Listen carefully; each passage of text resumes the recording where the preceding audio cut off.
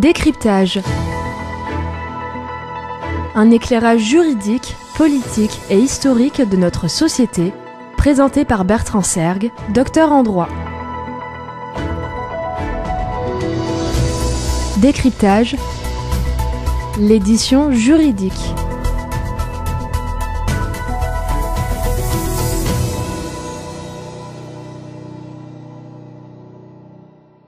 Décryptage du rôle du président de la République. Nous reprenons notre série de chroniques consacrées à l'analyse d'entités politiques et juridiques fondamentales. Aujourd'hui, nous nous intéressons à un personnage clé du pouvoir exécutif.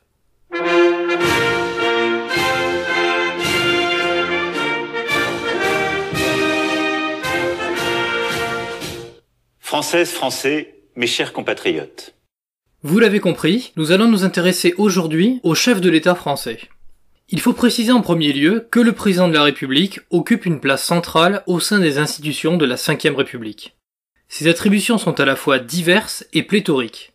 Le chef de l'État est la véritable clé de voûte des institutions. La revalorisation de son statut par la Constitution française de 1958 se manifeste principalement à travers la prédominance de son rôle dans le paysage politique.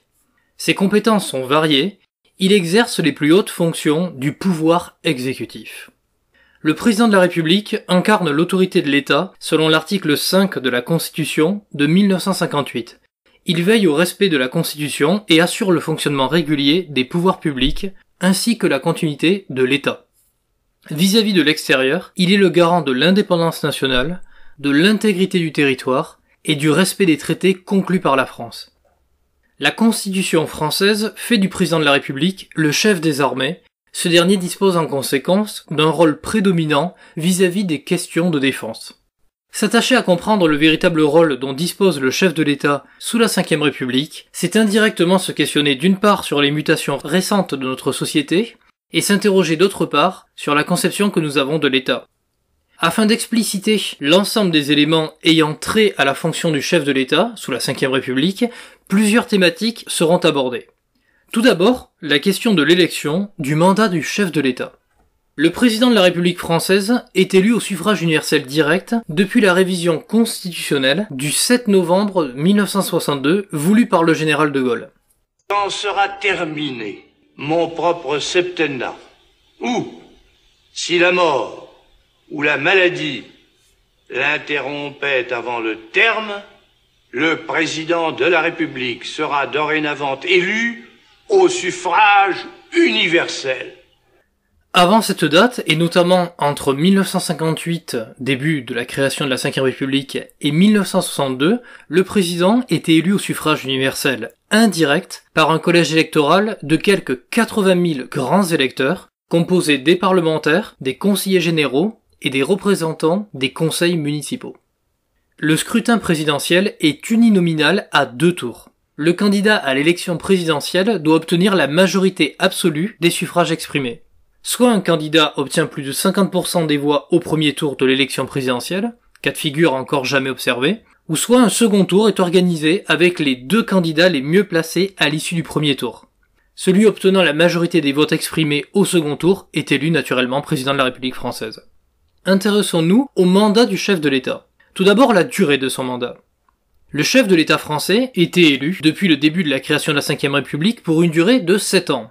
Ce septennat fut néanmoins remplacé par le quinquennat en l'année 2000 via le référendum de la même année qui réduisit la durée du mandat présidentiel à 5 ans.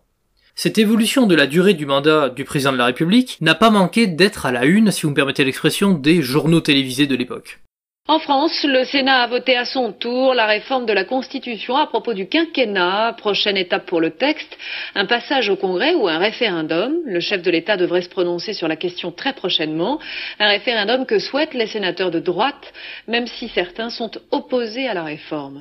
Le premier quinquennat de la Ve République fut celui de M. Jacques Chirac, de 2002 à 2017. Ce dernier tenta d'ailleurs d'expliquer cette réforme. Élu de tous les Français, le président incarne l'intérêt général et la continuité de la République. Vous le choisirez plus souvent, votre voix, votre décision compteront davantage, votre pouvoir démocratique s'en trouvera renforcé. Le nombre de mandats maintenant. Eh bien, 2 mandats présidentiels successifs sont au maximum autorisés, selon l'article 6 de la Constitution. C'est la révision constitutionnelle d'ailleurs du 23 juillet 2008 qui a conduit à la limitation des mandats présidentiels. Cette révision constitutionnelle a été voulue par le chef de l'État de l'époque, à savoir Nicolas Sarkozy. Limiter à 2 le nombre de mandats consécutifs du président de la République, c'est inciter le président à faire plutôt qu'à durer. On a eu tant de temps pour durer. Il est venu le moment de faire, même si ça change des habitudes. En conséquence, jusqu'à la révision constitutionnelle du 23 juillet 2008, aucune limite au nombre de mandats que pouvait effectuer le président de la République n'était imposée. Quelles sont les conditions requises afin de se présenter aux élections présidentielles ? Pour être candidat à la mandature suprême, il est nécessaire de remplir principalement 4 conditions. Être de nationalité française, avoir au minimum 18 ans, être inscrit sur les listes électorales et avoir obtenu 500 parrainages. D'ailleurs, très souvent, l'on entend des candidats à l'élection présidentielle se plaindre de la difficulté qu'il a leur de réunir ces fameux parrainages. 500 signatures, vous y êtes ou pas? Ça y est?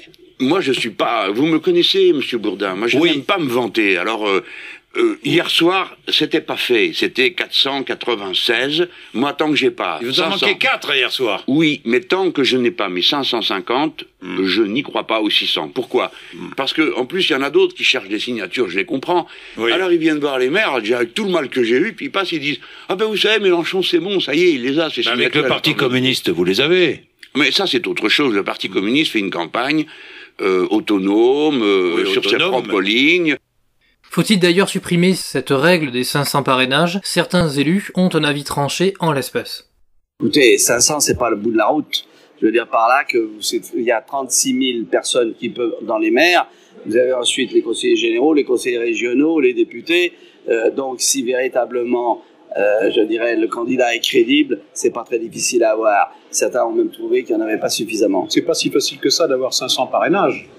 Il y a des règles claires, hein, et certains d'ailleurs rament pour les avoir. Je pense en 2002, il y a eu quand même beaucoup de parrainages de données, mais depuis, il y a une vraie réflexion qui s'est engagée. Beaucoup de maires ne veulent plus donner leur parrainage à la légère, ils ont parfaitement raison. C'est vrai que c'est un système qui est français, qu'on ne trouve pas l'équivalent dans les autres pays. N'empêche qu'il faut trouver un mode de sélection des candidats. Le système actuel a fait ses preuves. Il a permis, lors de différentes élections présidentielles, à des candidats professant les opinions les plus contrastées d'être candidats.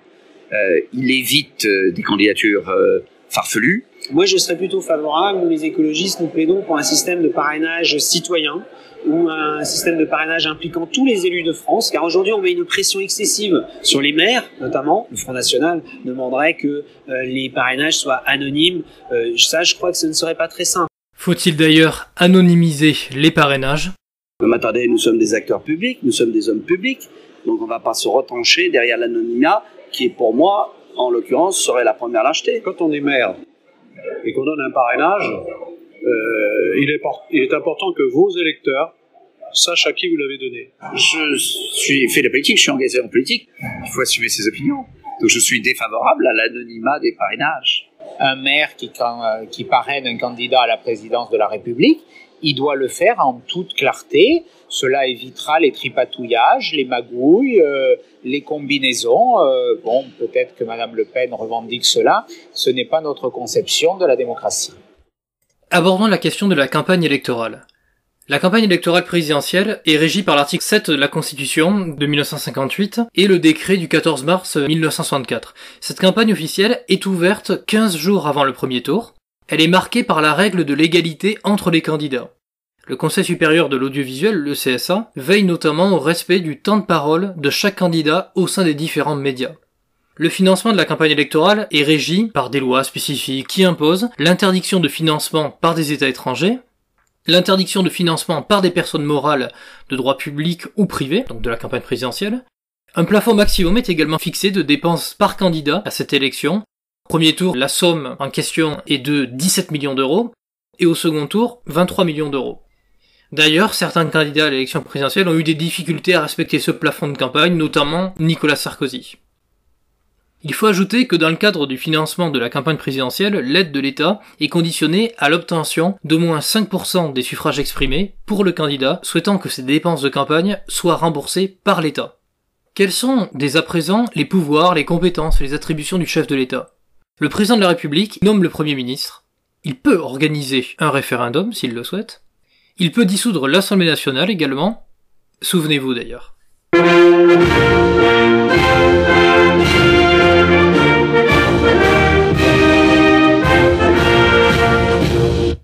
Mes chers compatriotes, après consultation du Premier ministre, du président du Sénat, du président de l'Assemblée nationale, j'ai décidé de dissoudre l'Assemblée nationale. Ce fut une erreur fatale pour Jacques Chirac, car cette dissolution de l'Assemblée nationale conduisit à la victoire de la gauche plurielle, menée par Lionel Jospin, et donc à une cohabitation. Nous reviendrons d'ailleurs sur cette thématique de la cohabitation. Le président de la République peut également mettre en œuvre des pouvoirs exceptionnels dans le cadre de l'article 16 de la Constitution. Il nomme 3 des membres du Conseil constitutionnel, dont le président de cette institution, qui a un rôle important. Il peut saisir d'ailleurs ce même Conseil constitutionnel. Le chef de l'État peut s'adresser aux parlementaires, réunis en congrès. La dernière réunion du congrès date de juillet 2017. Souvenez-vous. La séance est ouverte. L'ordre du jour appelle, en application de l'article 18, alinéa 2 de la Constitution, la déclaration du président de la République. Cette déclaration sera suivie d'un débat. J'invite les membres du Congrès à accueillir le président de la République. Le chef de l'État négocie et ratifie les traités internationaux, il signe les ordonnances et les décrets délibérés en Conseil des ministres, promulgue les lois et peut demander une seconde délibération de la loi. De son côté, le gouvernement détermine et conduit la politique de la nation. Une situation spécifique peut néanmoins venir contrarier les desiderata du président de la République, il s'agit de la cohabitation. La cohabitation en France désigne la situation dans laquelle la formation politique qui détient la majorité à l'Assemblée nationale est différente de celle du chef de l'État. Dans ce cas de figure, le président est tenu de choisir un Premier ministre issu du camp de la majorité parlementaire avec lequel il va devoir cohabiter. C'est pour cela qu'on en parle de cohabitation. Se produit alors un rééquilibrage dans la répartition des pouvoirs entre le président et le Premier ministre. Cette situation est apparue 3 fois en France. De 1986 à 1988 tout d'abord, le président de la République était M. François Mitterrand et son Premier ministre était M. Jacques Chirac. De 1993 à 1995, le président de la République était M. François Mitterrand et son Premier ministre était M. Édouard Balladur. D'ailleurs, le Premier ministre de l'époque s'exprima au sujet de la cohabitation. Ce n'est pas les périodes durant lesquelles la France a été le plus mal gouvernée, parce que ça a été des périodes de réformes, quel que soit le jugement qu'on porte sur ces réformes.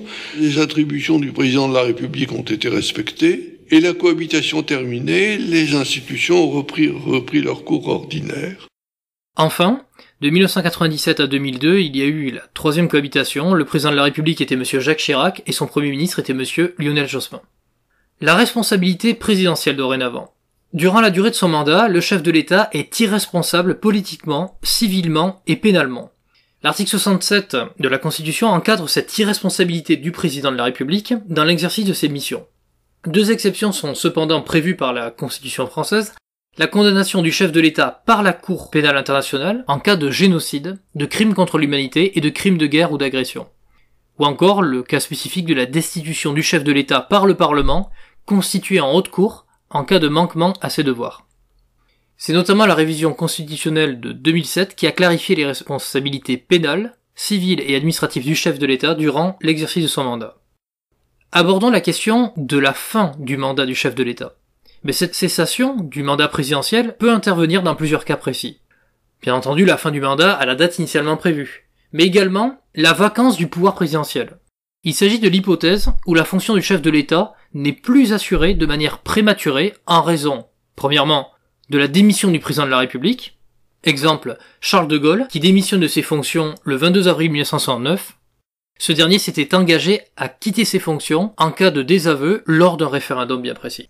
Si je suis désavoué par une majorité d'entre vous, je cesserai aussitôt d'exercer mes fonctions. Il y a le cas du décès du président de la République durant ses fonctions, qui fait bien entendu cesser immédiatement ces dernières. Exemple, Georges Pompidou, qui décède au cours de son mandat le 2 avril 1974. Il y a enfin la 3e possibilité, qui est la destitution du président de la République par la Haute Cour, hypothèse jamais encore advenue. Par contre, ce qui est intéressant de savoir, c'est en cas de vacance justement du pouvoir présidentiel, et c'est le président du Sénat, troisième personnage de l'État, qui assure en intérim la fonction de chef de l'État. Le président intermédiaire dispose de la plénitude des fonctions du président de la République, sauf bien entendu l'utilisation du référendum, la dissolution de l'Assemblée nationale, ou encore la révision de la Constitution, qui leur sont impossibles.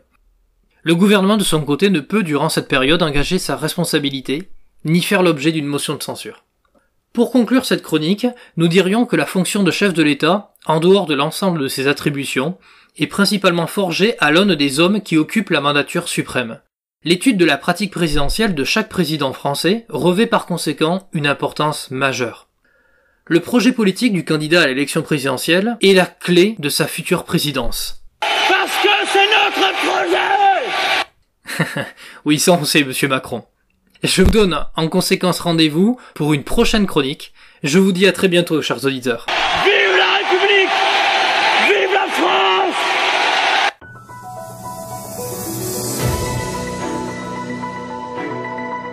Décryptage.